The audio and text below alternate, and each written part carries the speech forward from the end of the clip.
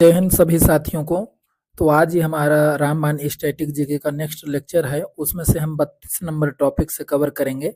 31 number तक हमने कर लिया है, पूरी प्लेलिस्ट बनी हुई है, आप जा करके देख सकते हैं। पीडीएफ भी पहले से अवेलेबल रहती है टेलीग्राम पे, और टेलीग्राम का लिंक दिया हुआ है। ठीक है, तो पीडीएफ की समस्या नहीं होगी आपको। बाकी आज का हम लेक्चर चालू करते हैं। तो देखते हैं यहाँ पे पहला क्वेश्चन क्या है। महावीर जयंती टॉपिक का क्या नाम है? महत्वपूर्ण दिवस। पहला क्वेश्चन क्या है यहाँ पे, महावीर जयंती किस महीने में मनाई जाती है? तो ये हो जाएगा मार्च अप्रैल में। कब? मार्च और अप्रैल में। ठीक है, तो मार्च और अप्रैल में महावीर जयंती मनाई जाती है। अगला क्वेश्चन है, स्वामी विवेकानंद की पुण्यतिथि 4 जुलाई को मनाई जाती है। विश्व शरणार्थी दिवस हर साल 20 जून को मनाया जाता है। अगला क्वेश्चन है, ओजोन परत के संरक्षण के लिए अंतरराष्ट्रीय दिवस 16 सितंबर को है। अंतरराष्ट्रीय महिला दिवस 8 मार्च। अगला क्वेश्चन, भारत के राष्ट्रीय चिन्ह को किस दिन अपनाया गया? तो 26 जनवरी 1950। अगला क्वेश्चन है, विश्व आर्द्र भूमि दिवस कब मनाया जाता है? 2 फरवरी को।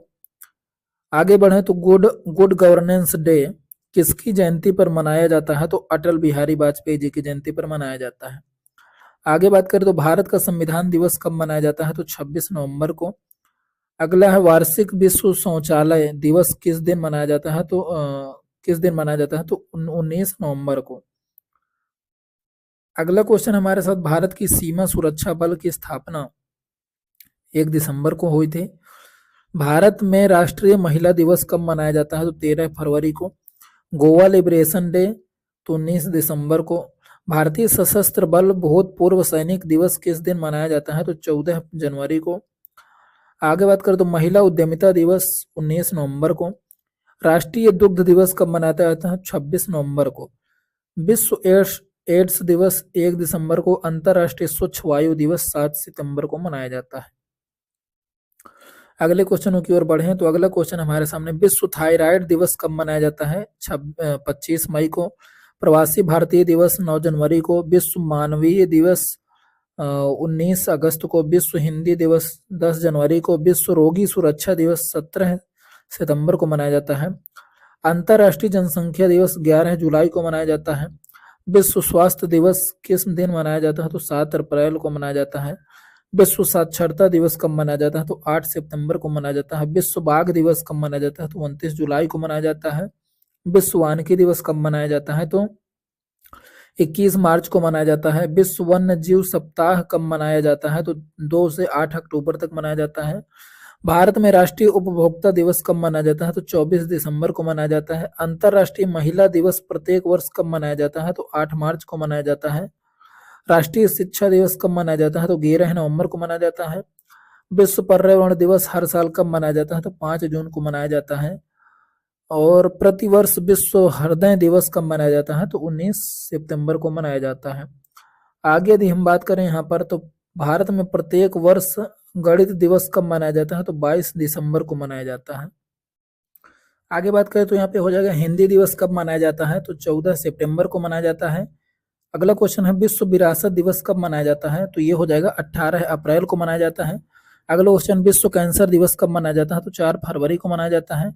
विश्व पृथ्वी दिवस कब मनाया जाता है? तो यहाँ पे 22 अप्रैल को मनाया जाता है। भारत में राष्ट्रीय सुशासन दिवस कब मनाया जाता है? तो 25 दिसंबर को मनाया जाता है। राष्ट्रीय हथकरघा दिवस कब मनाया जाता है? तो 7 अगस्त को मनाया जाता है।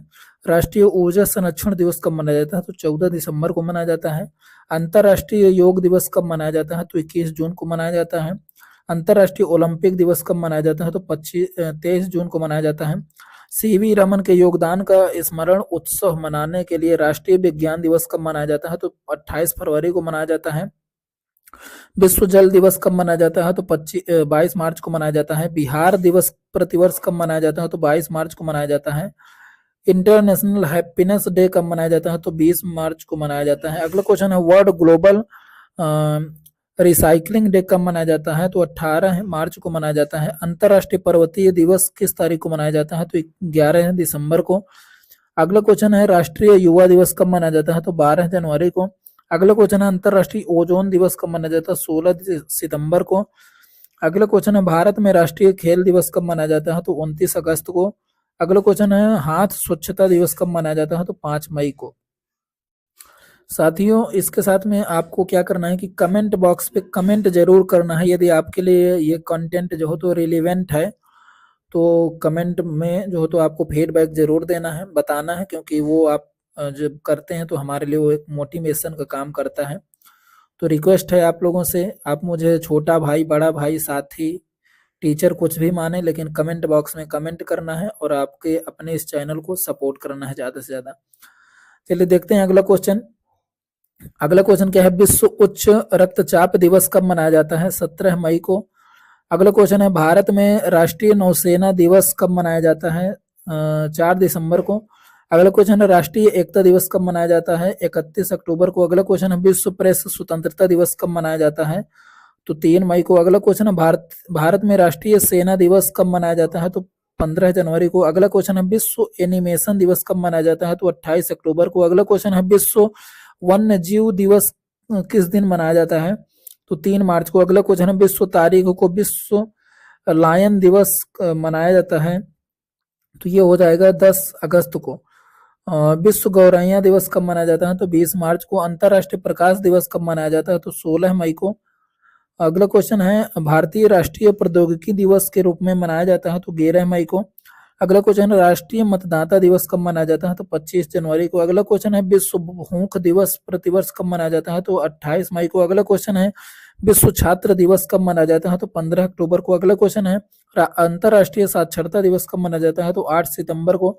अगला क्वेश्चन है विश्व रेड क्रॉस दिवस कब मनाया जाता है? तो 8 मई को। अगला क्वेश्चन है विश्व रक्तदाता दिवस कब मनाया जाता है? तो 14 जून को। अगला क्वेश्चन है विश्व भर में मानव अधिकार दिवस प्रतिवर्ष किस तिथि को मनाया जाता है? तो 10 दिसंबर को। अगला क्वेश्चन हमारे सामने विश्व बाघ दिवस हर साल कब मनाया जाता है? तो 29 जुलाई को। अगला क्वेश्चन है भारत में राष्ट्रीय पंचायती राज दिवस कब मनाया जाता है? तो 24 अप्रैल को। अगला क्वेश्चन है world book and copyright day मनाया जाता है तो ये हो जाएगा 23 अप्रैल को। अगले क्वेश्चन की ओर बढ़े तो अंतरराष्ट्रीय नृत्य दिवस कब मनाया जाता है? तो 29 अप्रैल को। आगे बात करें तो मानव अधिकार दिवस कब मनाया जाता है? तो 10 दिसंबर को। अगला क्वेश्चन है भारतीय वायु सेना दिवस कब मनाया जाता है? 8 अक्टूबर को। अगला क्वेश्चन है सिविल सर्विसेज डे कब मनाया जाता है? तो 21 अप्रैल को। अगला क्वेश्चन है वैश्विक परिवार दिवस कब मनाया जाता है? तो 1 जनवरी को। अगला क्वेश्चन है डायबिटीज दिवस कब मनाया जाता है? तो 14 नवंबर को। अगला क्वेश्चन है राष्ट्रीय सांख्यिकी दिवस कब मनाया जाता है? 29 जून को। अगला क्वेश्चन है विश्व श्रम दिवस कब मनाया जाता है? तो 1 मई को। अगला क्वेश्चन है जैव विविधता दिवस कब मनाया जाता है? तो 22 मई को। अगला क्वेश्चन है नशीली दवाओं के दुरुपयोग और अवैध तस्करी के खिलाफ अंतरराष्ट्रीय दिवस कब मनाया जाता है? तो 26 जून को। अगला क्वेश्चन है विश्व पोलियो दिवस कब मनाया जाता है? तो 24 अक्टूबर को। अगला क्वेश्चन है विश्व मलेरिया दिवस कब मनाया जाता है? तो 25 अप्रैल को। अगला क्वेश्चन है भारत में भारतीय नागरिक सेवा दिवस कब मनाया जाता है? तो 21 अप्रैल को। अगला क्वेश्चन है राष्ट्रीय प्रौद्योगिकी दिवस कब मनाया जाता है? तो 11 मई को। अगला क्वेश्चन है राष्ट्रीय जल दिवस कब मनाया जाता है? तो 22 मार्च को। अगला क्वेश्चन है अंतरराष्ट्रीय बाघ दिवस कब मनाया जाता है? तो ये हो जाएगा अपना 29 जुलाई को। अगला क्वेश्चन है विश्व जनसंख्या दिवस कब मनाया जाता है? तो 11 जुलाई को। अगला क्वेश्चन है विश्व दिवस शिक्षक दिवस किस दिन मनाया जाता है? तो 5 सितंबर को। अगला क्वेश्चन है कुष्ठ निषेध दिवस किस दिन मनाया जाता है? तो 30 जनवरी को। अगला क्वेश्चन है आतंकवाद विरोधी दिवस कब मनाया जाता है? तो ये हो जाएगा 21 मई को। अगले क्वेश्चन की बात करें तो वेटलैंड दिवस कब मनाया जाता है? तो 2 फरवरी को। अगला क्वेश्चन है अंतरराष्ट्रीय युवा दिवस 12 अगस्त को। तंबाकू निषेध दिवस 31 मई को मनाए जाते हैं। आगे यदि हम बात करें तो अगला क्वेश्चन हमारे साथ हो जाएगा यहाँ पे कि बाल दिवस किस दिन मनाया जाता है? तो 14 नवंबर को। विश्व आदिवासी दिवस कब मनाया जाता है? तो 9 अगस्त को। अगला क्वेश्चन है कारगिल विजय दिवस कब मनाया जाता है? तो 26 जुलाई को। अगला क्वेश्चन है नेल्सन मंडेला अंतरराष्ट्रीय दिवस किस लिए मनाया जाता है? तो गरीबी के लिए। विश्व निमोनिया दिवस कब मनाया जाता है? तो 14 नवंबर को। अगला क्वेश्चन है लोकतंत्र का अंतरराष्ट्रीय दिवस किस दिन मनाया जाता है? तो 15 सितंबर को। अगला क्वेश्चन है राष्ट्रीय पेंशन दिवस कब मनाया जाता है? तो 1 अक्टूबर को। अगला क्वेश्चन है राष्ट्रीय एकता दिवस किसकी जन्म तिथि पर मनाया जाता है? तो सरदार वल्लभ भाई पटेल की। धनु यात्रा त्योहार किस राज्य में मनाया जाता है? तो उड़ीसा में। अगला क्वेश्चन है विश्व शहर दिवस किस दिन मनाया जाता है? तो यहाँ पर हो जाएगा 31 अक्टूबर को। अगला क्वेश्चन है विश्व छात्र दिवस किसकी याद में मनाया जाता है? तो अब्दुल कलाम जी की याद में। विश्व हेपेटाइटिस दिवस किस दिन मनाया जाता है? तो 28 जुलाई को। वर्ल्ड रेड क्रॉस डे 8 मई को। आत्म केंद्रित जागरूकता दिवस किस दिन मनाया जाता है? तो 2 अप्रैल को। अगले क्वेश्चन की ओर बात करें तो दान का अंतर्राष्ट्रीय दिवस कब मनाया जाता है? तो 5 सितंबर को। अगला क्वेश्चन है विश्व मतदाता दिवस कब मनाया जाता है? 9 अगस्त को। अगला क्वेश्चन है विश्व पर्यटन दिवस कब मनाया जाता है? तो 27 सितंबर को। अगला क्वेश्चन है वर्ल्ड टेलीविजन डे कब मनाया जाता है? तो 21 नवंबर को।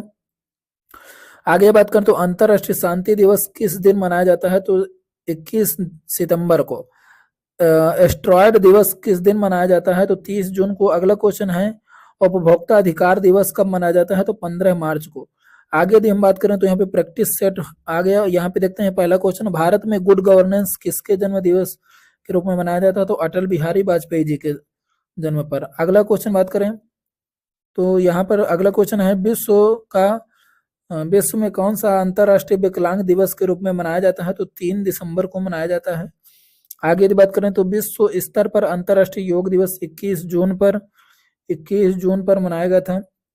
आगे बात करें तो स्विट्जरलैंड में 26 मई को किसके सम्मान में विज्ञान दिवस मनाया जाता है? तो एपीजे अब्दुल कलाम के सम्मान में। अगले क्वेश्चन की बात करें तो पहला विश्व पर्यावरण दिवस किस वर्ष मनाया गया? तो 1973 में मनाया गया। आगे क्वेश्चन की बात करें तो अगला क्वेश्चन हो जाएगा हमारे सामने हेलोवीन दिवस कब मनाया जाता है? तो 31 अक्टूबर को। आपको ये सर्च करना है कि ये हेलोवीन दिवस क्या होता है, ठीक है।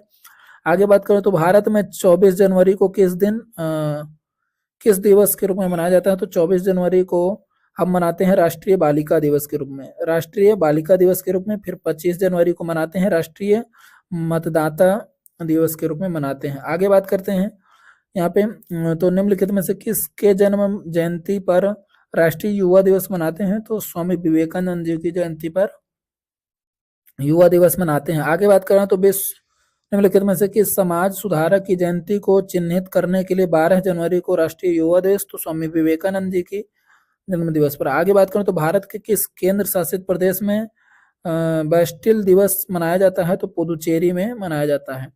यहाँ पे आगे हम बात करें तो यहाँ पे क्विक रिमाइंडर आ गया।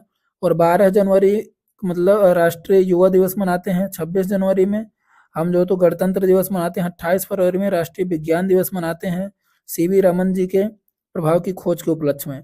आगे बात करें तो 8 मार्च को अंतर्राष्ट्रीय महिला दिवस, 22 मार्च को विश्व जल दिवस, 7 अप्रैल को विश्व स्वास्थ्य दिवस, 18 अप्रैल को विश्व धरोहर दिवस। आगे बात करें 21 अप्रैल को सिविल सेवा दिवस, 22 अप्रैल को पृथ्वी दिवस, 1 मई को मजदूर दिवस, 8 मई को रेड क्रॉस दिवस, 21 मई को आतंकवादी विरोधी दिवस, 5 जून को विश्व पर्यावरण दिवस, 14 जून को विश्व रक्तदाता दिवस, 21 जून को अंतर्राष्ट्रीय योग दिवस, 11 जुलाई को विश्व जनसंख्या दिवस और 26 जुलाई को कारगिल विजय दिवस और 6 अगस्त को हिरोशिमा दिवस।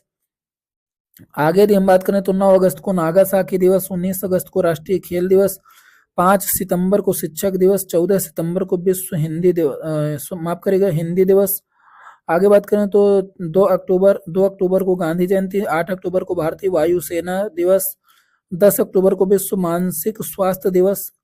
आगे पॉइंट की बात करें तो 26 अक्टूबर को विश्व खाद्य दिवस, 24 अक्टूबर को संयुक्त राष्ट्र दिवस और 31 अक्टूबर को सरदार वल्लभ भाई पटेल का जन्मदिन पर एकता दिवस मनाते हैं। 11 नवंबर को राष्ट्रीय शिक्षा दिवस, मौलाना अबुल कलाम आजाद जी की जयंती के जन्मदिन के उत्सव पर। आगे बात करें तो यहाँ पे 14 नवंबर को बाल दिवस, जवाहरलाल नेहरू जी की जयंती पर। आगे बात करें यहाँ पे तो यहाँ पे 19 नवंबर को अंतर्राष्ट्रीय पूर्व दिवस मनाते हैं। 26 नवंबर को संविधान दिवस मनाते हैं। 1 दिसंबर को विश्व एड्स दिवस मनाते हैं और यहाँ पर 3 दिसंबर को अंतर्राष्ट्रीय दिव्यांगजन दिवस मनाते हैं। 10 दिसंबर को मानव अधिकार दिवस, 23 दिसंबर को राष्ट्रीय किसान दिवस और ये चौधरी चरण जी के जन्मदिन पर मनाते हैं। ठीक है, तो यहाँ से हमारा एक टॉपिक खत्म हुआ और ये विश्व जीके वर्ल्ड जीके की बात करते हैं 33 नंबर टॉपिक पे।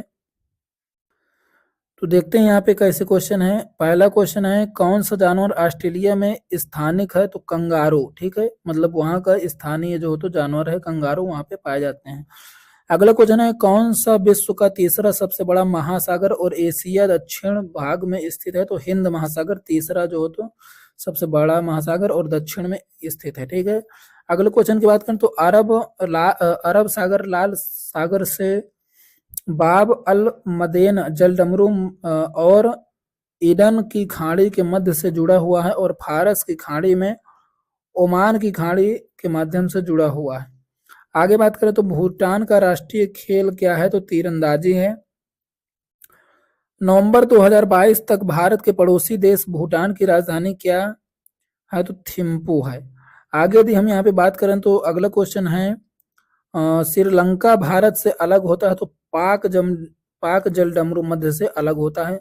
आगे बात करें तो जूडो की उत्पत्ति जूजित्सु की प्राचीन जापानी कला से हुई है। ठीक है, आगे बात करें तो भारत के पड़ोसी देश अफगानिस्तान की राजधानी काबुल है।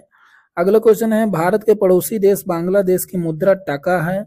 आगे बात करें तो अंटार्कटिका का सबसे ऊंचा शिखर कौन सा है? तो विंसन मैसिफ है, विंसन मैसिफ। आगे बात करें तो अफ्रीका में कालाहारी किस प्रकार का रेगिस्तान है? तो उपोष्ण कटिबंधीय रेगिस्तान है, माफ करिएगा यहाँ पे मैदान बोला है मैंने, शायद रेगिस्तान है। ठीक है, आगे बात करते हैं, हिंद महासागर कृत्रिम रूप से किस नहर के माध्यम से भूमध्य सागर से जुड़ा हुआ? तो सुएज नहर से जुड़ा है। आगे बात करें तो बुशमैन जनजातियां किस क्षेत्र के आसपास घूमती हैं? तो कालाहारी मरुस्थल के आसपास घूमती हैं। आगे बात करें तो ऑस्ट्रेलिया के एकमात्र द्वीपीय राज्य का नाम बताएं? तो तस्मानिया है। आगे बात करें तो गोबी, कालाहारी, आटाकामा, सहारा क्या है? ये सारे मरुस्थलों के नाम हैं। किस नदी पर सुक्कुर बैराज स्थित है? तो सिंधु नदी पर स्थित है। बर्लिन किस देश की राजधानी है? तो जर्मनी की। अगला क्वेश्चन है, गैलापागोस द्वीप का एक द्वीप समूह किसके पश्चिम में है? तो ये दक्षिण अमेरिका के पश्चिम में है। अगले क्वेश्चनों की बात करें तो यहाँ पे हो जाएगा, अल्पास पर्वत कहाँ से देखा जा सकता है? तो स्विट्जरलैंड से। आगे बात करें तो पेंगुइन पक्षी कहाँ पाए जाते हैं? तो अंटार्कटिका में पाए जाते हैं। अगला क्वेश्चन है, Denmark, Iceland, Norway, Sweden, Finland मिलकर कहलाते हैं तो इनको बोलते हैं स्केंक डिनेविया कहते हैं सम्मिलित रूप में। आगे बात करें तो डियोगा गर्सिया कहाँ स्थित है? तो हिंद महासागर में स्थित है। आगे बात करें तो बर्मी भारत के किस पड़ोसी देश की राजभाषा है? तो म्यांमार की हो जाएगी, जिसको पहले वर्मा बोला जाता था। विश्व के जल संसाधनों में भारत का कितना हिस्सा है? तो 4%। एस आकार का महासागर अटलांटिक महासागर। मृत सागर की सीमा किन देशों से लगती है? तो इजराइल और जॉर्डन से। आगे बात करें तो पावनों का देश डेनमार्क को कहा जाता है। कौन सा जलमार्ग अटलांटिक महासागर को प्रशांत महासागर से जोड़ता है? तो पनामा नहर जोड़ता है। अगला क्वेश्चन बात करें तो रेशम बनाने की तकनीकी का आविष्कार सबसे पहले लगभग 7000 साल पहले चीन में हुआ था। आगे बात करो तो विश्व में हिरोशिमा दिवस किस महीने में मनाया जाता है? तो अगस्त में। 6 अगस्त और 9 अगस्त को हिरोशिमा में, फिर इसके बाद 9 अगस्त को नागासाकी में परमाणु बम फेंके गए थे। आगे बात करें तो कौन सा महाद्वीप विश्व के आधे से अधिक टीन प्रदान करता है? तो एशिया प्रदान करता है। आगे बात करो, अल नीनो पेरू के तट के साथ एक गर्म महासागरीय धारा के आवधिक विकास को दिया गया नाम है। अल नीनो जो तो क्या है? ये मौसम, इनके आने से मौसम में एक बड़ा चेंज आता है। ठीक है, विश्व का सबसे ऊंचा पठार कौन सा है? तो तिब्बत का पठार। अगले क्वेश्चन है, पृथ्वी पर सबसे बड़ा ज्वालामुखी तमु मासिफ है। क्या है? तमु मासिफ। आगे बात करें यदि हम यहाँ पे तो अगला क्वेश्चन हो जाएगा, माउंट सेंट हेलेंस एक सक्रिय स्ट्रेटो ज्वालामुखी किस देश में स्थित है? तो यूएसए में स्थित है। दक्षिण एशिया में एकमात्र सक्रिय ज्वालामुखी बैरन द्वीप है। आगे यदि हम बात करें तो अगला क्वेश्चन हो जाएगा, विश्व का सबसे बड़ा जलप्रपात समूह किस देश में स्थित है? तो एंजल जलप्रपात वेनेजुएला में। अगला क्वेश्चन है, पाकिस्तान की सबसे अधिक ऊंचाई वाली झील कौन सी है? तो रस झील है। आगे बात करते तो रूस में यूराल पर्वत किस प्रकार के पर्वत हैं? तो ओल्ड फोल्ड माउंटेन है। आगे बात करें तो दक्षिण अमेरिका के समशीतोष्ण घास के मैदानों को कहा जाता है पंपास। अगला क्वेश्चन है, श्रीलंका की सबसे ऊंची चोटी कौन सी है? तो माउंट पेंड्रो है। आगे बात करें तो मेसेटा पठार किस देश में स्थित है? तो स्पेन में स्थित है। आगे बात करें तो दक्षिण अमेरिका में मध्य अक्षांश घास के मैदान का क्या नाम है? तो पंपास नाम है। आगे बात करें तो ग्रेट विक्टोरियन रेगिस्तान किस देश में स्थित है? तो ऑस्ट्रेलिया में स्थित है। आगे बात करें तो पृथ्वी पर सबसे शुष्क स्थान किस देश में है? तो चिली में है। आगे बात करो तो एशिया के सबसे बड़े रेगिस्तान का नाम बताइए। तो गोबी हो जाएगा। अगले क्वेश्चन की बात करें तो गोबी मरुस्थल एशिया के सबसे बड़े मरुस्थल में से एक है। यह मरुस्थल किस देश में स्थित है? तो मंगोलिया में स्थित है। टाइगर वन किस देश में पाए जाते हैं? तो रूस में। आगे बात करें तो ग्रेट बैरियर रीफ कहाँ स्थित है? तो ऑस्ट्रेलिया में। आगे बात करें तो विश्व का सबसे बड़ा आइसलैंड है? तो ग्रीनलैंड है। आगे बात करें तो दुनिया का सबसे बड़ा नदी द्वीप माजुली है। अगला क्वेश्चन है यह द्वीप भारत और श्रीलंका के बीच स्थित है। तो इसका क्या नाम है?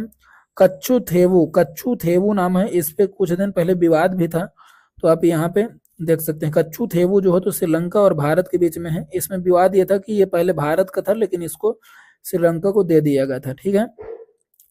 मोतियों का द्वीप कहा जाता है? तो बहरीन को। अगला क्वेश्चन है, बात करें तो किस देश को विश्व का कॉफी का कटोरा कहते हैं? तो ब्राजील को। अगला क्वेश्चन बात करें तो एड्रियाटिक की रानी किसे कहते हैं? तो वेनिस को कहते हैं। अगला क्वेश्चन बात करें तो सफेद हाथियों की भूमि थाईलैंड को कहा जाता है। आगे बात करें तो आधी रात के सूरज की भूमि नॉर्वे को कहा जाता है। आगे बात करें तो गोल्डन पैगोंडा की भूमि किस देश को कहा जाता है? तो म्यांमार को कहा जाता है। अगले क्वेश्चनों की ओर यदि हम यहाँ पे बढ़ें तो अगला क्वेश्चन हमारे साथ यहाँ पे हो जाएगा, नहरों का देश किसे कहते हैं? तो पाकिस्तान को कहते हैं। किस देश के पास सबसे अधिक अंतरराष्ट्रीय सीमा है? तो चीन है। आगे बात करें तो विश्व की सबसे लंबी भूमि सीमा किन दो देशों के बीच है? तो कनाडा और यूएसए के बीच में सबसे लंबी सीमा साझा होती है। आगे बात करें तो स्वेज नहर किस देश में स्थित है? तो मिस्र में। पीली नदी किस देश से होकर गुजरती है? तो चीन से होकर। लीना नदी किस देश से होकर गुजरती है? तो रूस से। अगला क्वेश्चन की बात करें तो श्रीलंका की सबसे लंबी नदी महावेली है। अगले क्वेश्चन की बात करें तो खाड़ी धाराएं किसकी खाड़ी से निकलती हैं? तो ये मैक्सिको की खाड़ी से निकलती हैं। किस देश को हजारों झीलों की भूमि कहा जाता है? तो फिनलैंड को। अगले क्वेश्चन की बात करें तो विक्टोरिया झरना कहाँ स्थित है? तो अफ्रीका में। अगला क्वेश्चन की बात करें तो दुनिया के सबसे गहरी झील बैकाल झील है। एकमात्र मामले में विश्व की सबसे बड़ी ताजे पानी की झील कौन सी है? तो बैकाल झील है। ठीक है। मात्रा माफ करिएगा, यहाँ पे क्वेश्चन मैंने गलत पढ़ दिया है। मात्रा के मामले में विश्व की सबसे बड़ी ताजे पानी की झील, मतलब सबसे अधिक पानी किस झील में है? ताजा पानी, तो ये बैकाल झील में। ठीक है। आगे बात करें तो मक्का में स्थित इस्लाम में काबा का सबसे पवित्र स्थान भी इस नाम से जाना जाता है। तो किस नाम से जाना जाता है? मस्जिद अल हरम के नाम से जाना जाता है। आगे बात करें तो ईसा मसीह की विश्व की सबसे बड़ी प्रतिमा कहाँ है? तो मैक्सिको में है। आगे बात करें तो विश्व धरोहर स्थल पशुपतिनाथ मंदिर स्थित है। तो नेपाल की राजधानी काठमांडू में स्थित है। टेम्पल ट्री किस देश के प्रधानमंत्री का आधिकारिक निवास है? तो श्रीलंका के। नेट्रे डेम कैथेड्रल कहाँ स्थित है? तो लीड्स में स्थित है। प्रसिद्ध कैंटेन टावर किस देश में स्थित है? तो चीन में स्थित है। आगे बात करें तो निषिद्ध शहर कहाँ स्थित है? तो चीन में स्थित है। अगले क्वेश्चन की बात करें तो धन का फव्वारा कहाँ स्थित है? तो सिंगापुर में। आगे बात करें तो अंतरराष्ट्रीय तिथि रेखा से गुजरती है तो 180 डिग्री ग्रीनविच से जाकर के गुजरती है। अगले क्वेश्चन की बात करें तो भूमध्य सागर का सबसे बड़ा द्वीप कौन सा है? तो सिसिली द्वीप है। अगले क्वेश्चन की बात करें तो सबसे छोटा महाद्वीप कौन सा है? ऑस्ट्रेलिया। आगे बात करें तो चिली किस महाद्वीप का हिस्सा है? तो दक्षिण अमेरिका का। अगला क्वेश्चन है नियाग्रा झरना किसकी सीमा पर स्थित है? तो कनाडा और यूएसए की। अगला क्वेश्चन है एंजल जलप्रपात कहाँ स्थित है? तो वेनेजुएला में स्थित है। विश्व की सबसे बड़ी मीठे पानी की झील कौन सी है? तो सुपीरियर झील है। महासागर पृथ्वी की सतह के प्रतिशत को कवर करता है? तो लगभग 71% एरिया को। विश्व का सबसे बड़ा जलीय पिंड कौन सा है? तो कैस्पियन सागर है। अरब सागर भारत के पश्चिम में स्थित है। अगला क्वेश्चन है एंडीज पर्वत श्रृंखला कहाँ स्थित है? तो दक्षिण अमेरिका में स्थित है। अफ्रीका महाद्वीप का सबसे ऊंचा पर्वत कौन सा है? तो किलिमंजारो पर्वत है। आगे बात करें तो विश्व की सबसे ऊंची सबसे चोटी कौन सी है? तो विश्व की सबसे ऊंची दूसरी चोटी कौन सी हो जाएगी? तो K2 हो जाएगी। ठीक है, अगले क्वेश्चन की बात करें तो माउंट एवरेस्ट कहाँ पर स्थित है? तो नेपाल में। आगे बात करो तो पाकिस्तान में थार रेगिस्तान से संबंधित रेगिस्तान किसे कहा जाता है? तो चोलिस्तान को। आगे बात करें तो विश्व का सबसे बड़ा गैर ध्रुवीय रेगिस्तान कौन सा है? तो सहारा है। आगे बात करें तो ब्लेडो रेगिस्तान किस देश में स्थित है? तो पोलैंड में।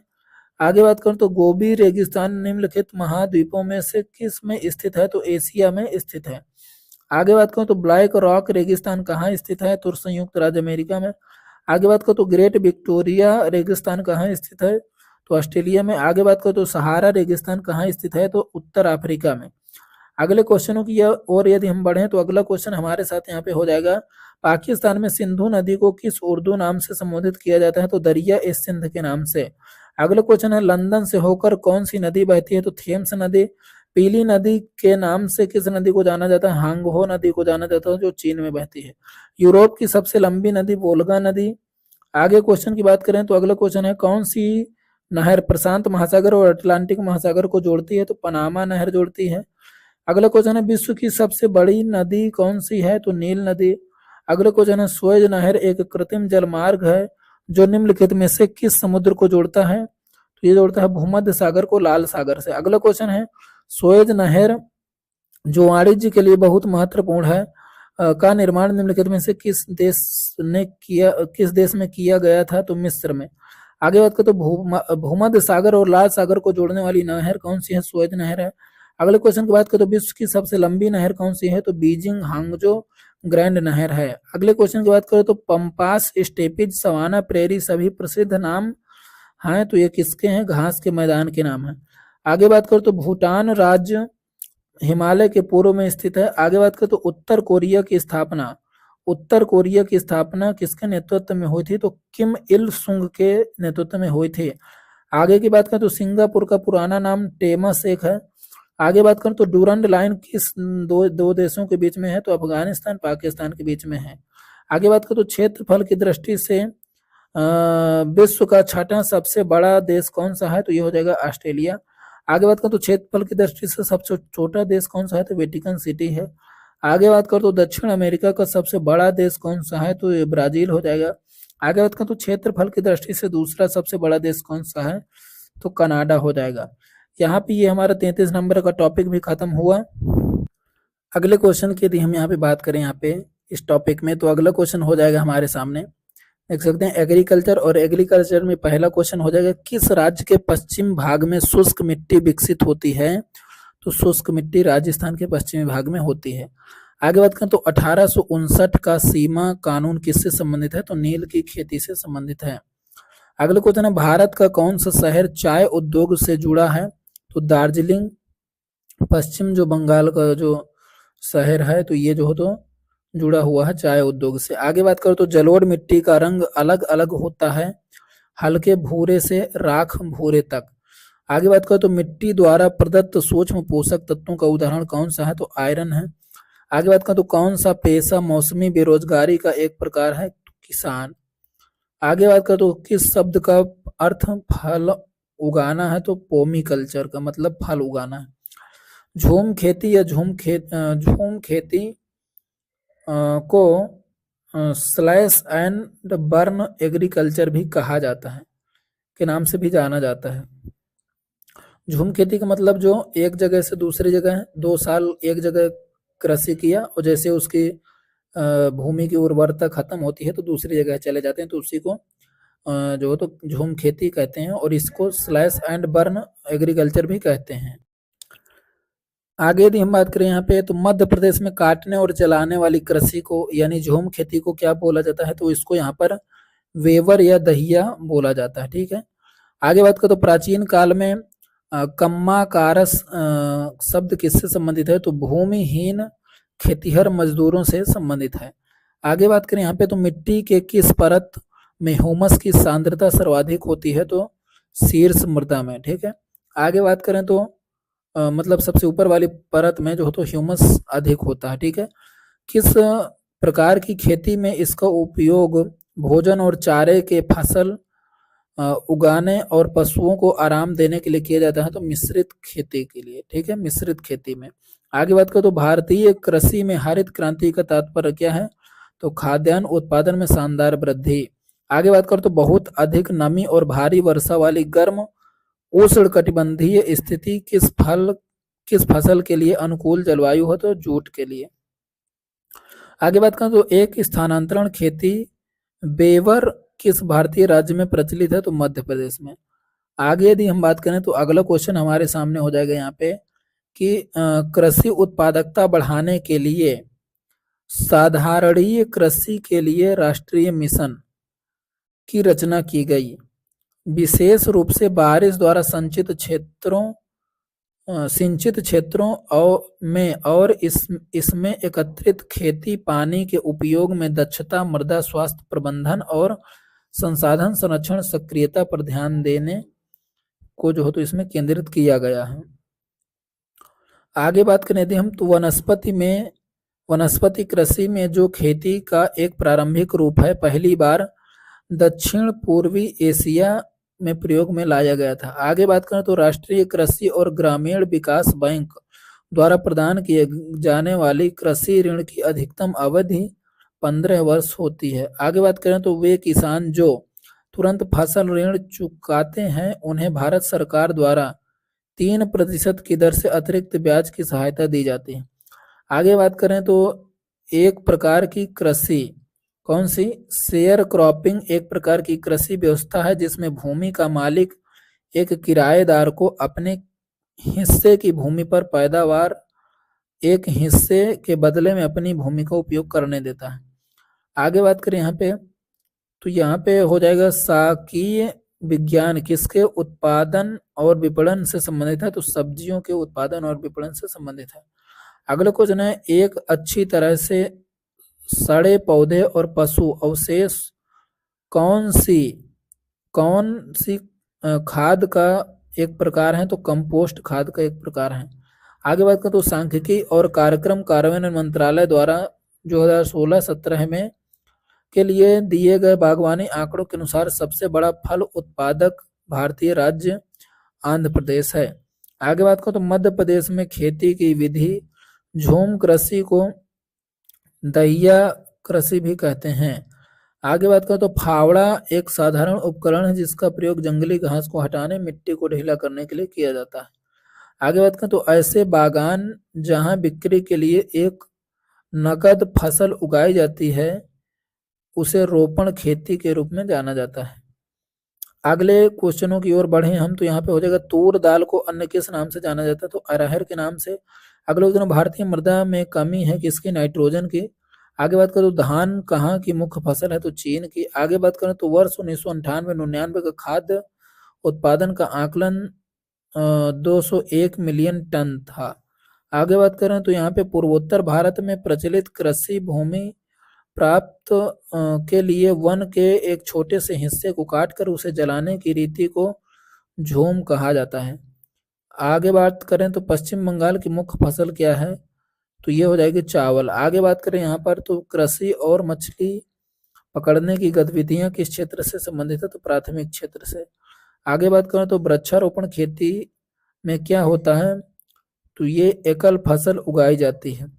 आगे बात करें तो यहाँ पे अरंडी के बीजों में क्या अंतर है? तो यह है रबी और खरीफ दोनों की फसल उगाई जाती है। आगे बात करें तो रबी फसलों की खेती में क्या मदद करता है? तो रबी फसलों की खेती में महावत का जो हो तो इसमें हेल्प हो जाती है। आगे बात करें तो सिंथेटिक उर्वरकों के अत्यधिक उपयोग से मृदा क्षरण बढ़ गया है। आगे बात करें तो तिल उत्तर में खरीफ की फसल और दक्षिण भारत में रबी की फसल है। आगे बात करें तो कौन सा तिलहन रबी फसल और खरीफ फसल दोनों फसलों के रूप में उगाया जाता है? तो अरंडी का बीज। आगे बात करें तो भारत में अरेबिका कॉफी किस राज्य में पाई जाती है?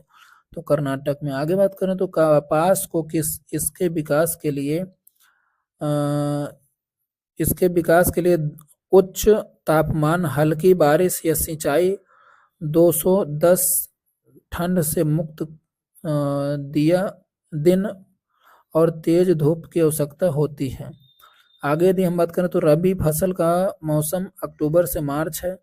आगे यदि हम यहाँ पे बात करें तो भारत में पीली क्रांति किससे संबंधित है, तो तिलहन से। आगे बात करें तो जूट को सुनहरा फाइबर के रूप में जाना जाता है। आगे यदि हम बात करें तो अंगूर की खेती और कटाई कहलाती है, तो ये हो जाएगा विटीकल्चर। यदि हम यहाँ पे आगे बात करें अगले क्वेश्चन की ओर हम अपने बढ़ें तो यहाँ पर हो जाएगा करनाल बंट रोग किस फसल से संबंधित है, तो गेहूं से हो जाएगा। नेशनल ग्रीन ट्रिब्यूनल का गठन कब था, तो 18 अक्टूबर 2010 को हुआ था। भारत में कॉफी का सबसे बड़ा उत्पादक राज्य कौन सा है, तो कर्नाटक हो जाएगा। आगे बात करें तो कृषि के संदर्भ में बारानी शब्द का क्या अर्थ है, तो रेन फेड फार्मिंग। आगे बात करें तो किस क्षेत्र में अपने संतरे के उत्पादन के लिए भौगोलिक पहचान प्राप्त की है, तो कुर्ग ने। आगे बात करें तो खरीफ फसल का मौसम जून सितंबर में से हो जाता है। आगे बात करें तो जायद फसल का मौसम अप्रैल जून से होता है। आगे बात करें तो भारत में इलायची का सबसे बड़ा उत्पादक राज्य कौन सा है, तो केरल हो जाएगा। आगे बात करें यहाँ पे तो अगला क्वेश्चन हमारे सामने है, भारत में खरीफ फसल की कटाई का मौसम तो सितंबर अक्टूबर है।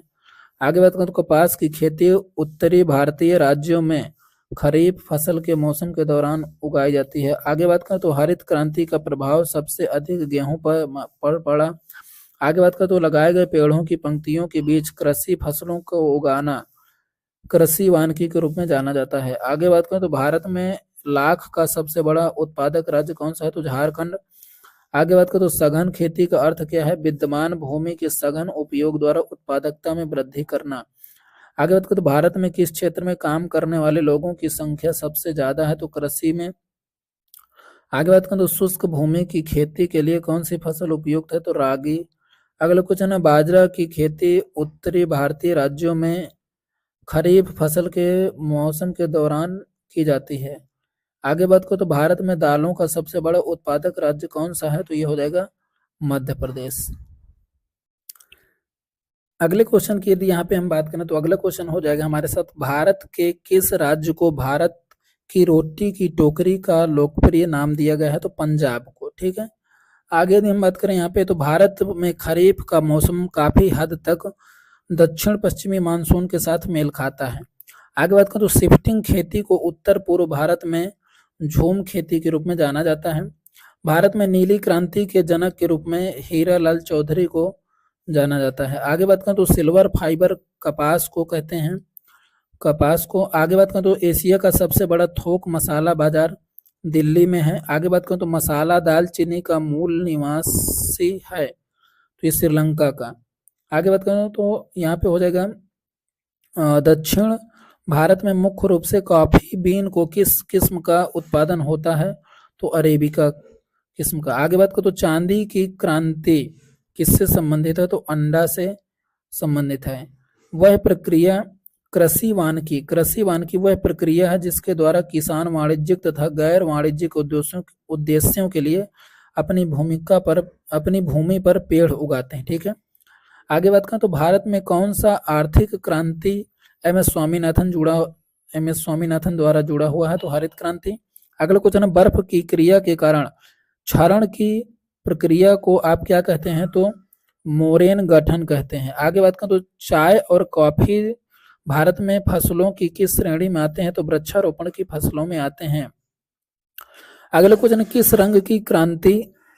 रंग की क्रांति चमड़े कोक से संबंधित थी, तो ये हो जाएगी भूरी क्रांति। अगला क्वेश्चन है यहाँ पे, भारत में नीली क्रांति किससे संबंधित है, तो मत्स्य पालन से संबंधित है। अगला क्वेश्चन है, उर्वरकों में क्रांति के साथ कौन सा रंग जुड़ा हुआ है, तो गुलाबी का जुड़ा हुआ है। आगे बात करें तो त्वचा की पतली परत के साथ भेड़ से ऊन के निष्कर्षण की प्रक्रिया को किस रूप में जाना जाता है, तो ऊन कटाई के रूप में जाना जाता है। अगला क्वेश्चन हमारे साथ यहाँ पे, कौन सी खरीफ फसल नहीं है, तो गेहूं नहीं है। आगे बात करें तो रबी और खरीफ मौसम के बीच में एक छोटा सा मौसम होता है जिसे जायद मौसम के रूप में जाना जाता है। ठीक है। आगे बात करें यहाँ पे तो भारत सरकार ने राष्ट्रीय किसान नीति को किस वर्ष अनुमोदित किया था, तो 2007 में। आगे बात करें तो विश्व का सबसे बड़ा कॉफी उत्पादक देश ब्राजील है। आगे बात करें तो milkman of India Verghese Kurien को जाना जाता है। स्थानांतरित खेती का दूसरा नाम क्या है? झूम खेती है। आगे बात करें तो मीठी क्रांति का संबंध मधु से है। आगे बात करें तो भारत में कॉफी का सबसे बड़ा उत्पादक कर्नाटक है। केरल, इसे भारत में मसाला उद्यान के रूप में भी जाना जाता है। जूट को गोल्डन फाइबर के नाम से जाना जाता है। नागपुर किसके लिए प्रसिद्ध है? तो नारंगी संतरा के लिए प्रसिद्ध है। अल्फांसो किस फल का एक किस्म है? तो आम का किस्म है। आगे बात करें तो भारत का क्षेत्रफल सबसे अधिक है विश्व में किस फसल में है? तो गेहूं में। गेहूं में भारत का जो क्षेत्रफल है सबसे अधिक है विश्व में। भारत में किस फसल की खेती सबसे अधिक की जाती है? तो चावल की। आगे बात करें तो चाय एक वृक्षारोपण फसल है। आगे बात करें तो भारत का कौन सा राज्य ज्वार का सबसे बड़ा उत्पादक है? तो महाराष्ट्र है। आगे बात करें तो अनानास मेघालय की प्रमुख फसल है। यदि अगले क्वेश्चनों की बात करें तो यहाँ पे क्विक रिमाइंडर आ गया। और यहाँ पे यदि बात करें तो कृषि उत्पादन में तो गेहूं सबसे पहला चीन है, फिर भारत है, फिर चावल में चीन है, फिर भारत है, कपास में चीन है, फिर भारत है, कॉफी में ब्राजील है, चाय में चीन है, भारत है, केला में भारत है नंबर 1 पर। खनिजों की बात करें यहाँ पर तो कोयला में चीन फर्स्ट नंबर पे, भारत सेकंड, सोना में चीन, हीरे में रूस फर्स्ट रैंक पर आते हैं। आगे यदि बात करें तो भारत में कुछ मुख्य कृषि और खनिज उत्पादों की सूची बात करें तो कृषि उत्पादन में सब्जी फल चावल में पश्चिम बंगाल, गेहूं चीनी दूध में उत्तर प्रदेश, सोयाबीन दाल में मध्य प्रदेश, तंबाकू केला में आंध्र प्रदेश, केसर की बात करें तो जम्मू कश्मीर, मसाले की बात करें तो केरल, कपास की बात करें तो गुजरात, रेशम की बात करें तो कर्नाटक, सोना की बात करें तो कर्नाटक, संतरा की बात करें तो नागपुर में, अंगूर की बात करें तो महाराष्ट्र में। खनिज उत्पादन की बात करें तो कोयला झारखंड से सबसे अधिक, लौह अयस्क बॉक्साइट उड़ीसा से, तांबा सीसा जिंक चूना पत्थर राजस्थान से, मैग्नीज की बात करें तो उड़ीसा से, गाइप्सम की बात करें तो राजस्थान से। आगे बात करें तो प्राकृतिक गैस की बात करें तो गुजरात से, डायमंड की बात करें तो मध्य प्रदेश से। ऋतुओं के आधार पर फसलों का वर्गीकरण, रबी फसल की बात करें तो यह अक्टूबर से नवंबर श्रेणी में बोई जाती है, मार्च अप्रैल में काट ली जाती है। इसकी मुख्य फसल गेहूं, जौ, चना, मटर, सरसों, आलू, राई आदि हैं। यदि हम आगे बात करें यहाँ पे तो आगे हमारे सामने हो जाएगा यहाँ पे खरीफ फसल। और खरीफ फसल की यदि हम बात करें तो जून जुलाई में बोई जाती है, नवंबर दिसंबर में काटी जाती है।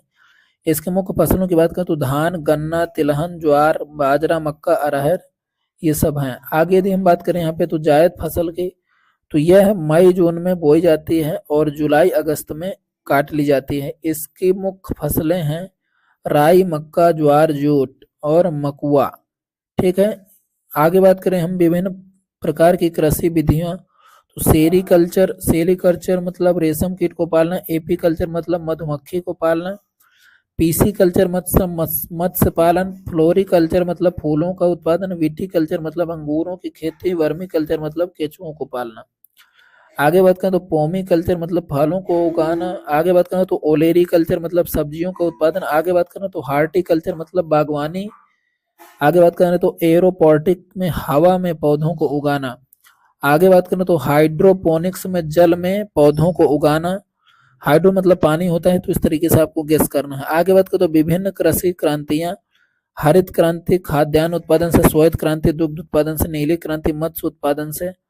आगे बात करें तो भूरी क्रांति उर्वरक उत्पादन से, रजत क्रांति अंडा उत्पादन से, पीली क्रांति तिलहन उत्पादन से, कृष्ण क्रांति बायोडीजल उत्पादन से। आगे बात करें तो लाल क्रांति टमाटर मांस उत्पादन से, गुलाबी क्रांति झींगा मछली के उत्पादन से, बादामी क्रांति मसाला उत्पादन से, सुनहरी क्रांति फसल उत्पादन से, अमृत क्रांति नदी जोड़ो परियोजना से संबंधित है। तो यहाँ पे हमने जो हो तो टॉपिक पूरे अपने कंप्लीट किए और 163 नंबर पेज तक हमने आज करा, 153 से 163 तक। बाकी हम आगे नेक्स्ट लेक्चर में देखेंगे। और यदि आपको कंटेंट पसंद आता है तो मैंने पहले भी आपसे बोला है, रिक्वेस्ट की है कि मुझे चाहे छोटा भाई, बड़ा भाई, टीचर, साथी कुछ भी मानिए, कमेंट बॉक्स में फीडबैक जरूर देना है और आपको ज़्यादा से ज़्यादा चैनल को सपोर्ट करना है। ठीक है, तो आज के लिए इतना ही। जय हिंद, जय भारत।